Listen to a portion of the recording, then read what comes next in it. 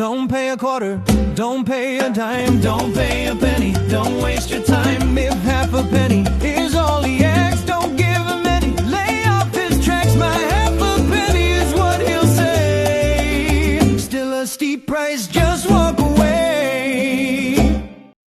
Good afternoon, Hit Nation, folks, folkettes, and everything in between and beyond. My name is Roy, the host of My Happiness. I'm outside today.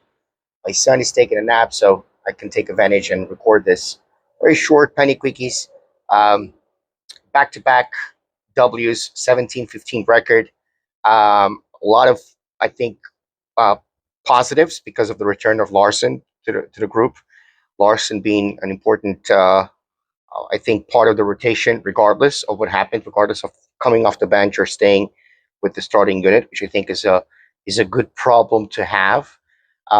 Even though, of course, the team had been losing also with Larson playing, but the Jovic coming back, the first game showing a lot of effort, not really efficiency, but showing a lot of effort, and then the second game being extremely efficient, and kind of if he gets back to those fundamentals, as Jaime Jaquez explained when asked about how many getting to the basket, getting to those layups, the numbers had dropped in the past few games, and now they kind of increased, and that's when Jaime Jaquez said transition working well, right? Defense working well, generating fast breaks, pace is the most important part of that equation, because the faster the pace, the faster you're able to get the opponent's defense off guard and able to get to the rim. And like you said, the most common of those shots would be a layup.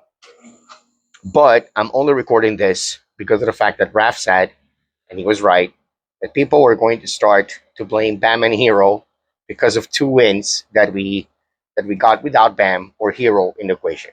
I just want to remind everybody that when we went on our one, when we were above 7 above 500, Bam was with the team. So Bam is definitely not the problem.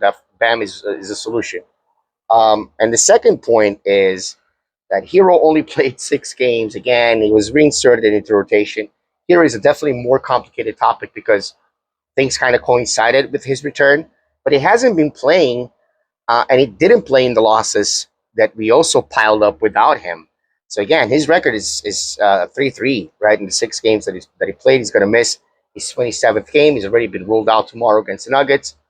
Bam and Herro is listed as probable tomorrow against the Nuggets. I think it's a scheduled loss, so it's a good thing that we got the 2 wins out of the way. But please, honestly, right now with Herro, I'm starting to question the situation more, whether or not this is a situation that is going to actually be traded before the deadline. I don't know. The truth is, this is a very weird injury because of the fact that, as I've said many, many times in the past, Miami Heat is not a transparent organization when it comes to their injury. So we don't know really what's happening with Tyler Herro, but it just seems weird that he hasn't been playing. It's going to miss his 27th game against the Nuggets, whereas Bam and Herro is going to be back to the rotation. And so I think that Raf does made a good point. We do play better with one big lineup, right? Damn the airplanes. This is what recording outside does. So we do play better with a one big lineup. So in this case, Ware would be benched. And I don't know if you want to insert Larson in the rotation, right? Put Larson in the rotation.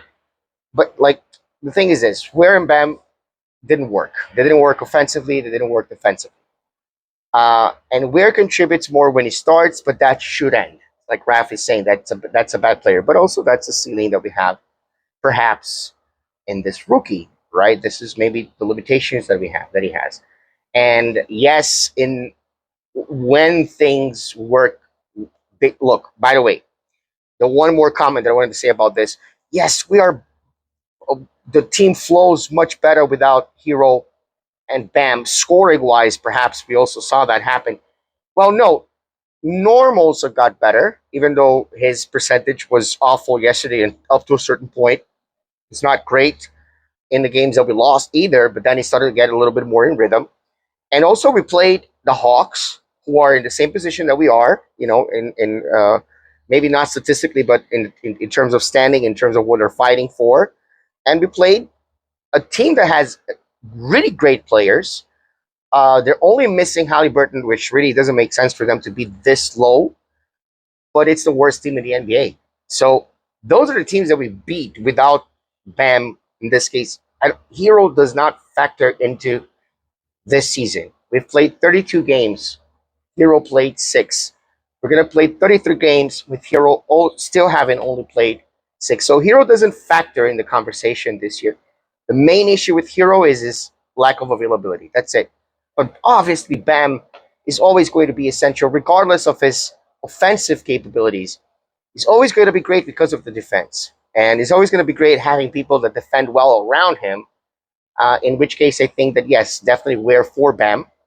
I don't know if Regan should start in the second unit anymore. Honestly, I don't know, because I don't know whether Hero is back or not.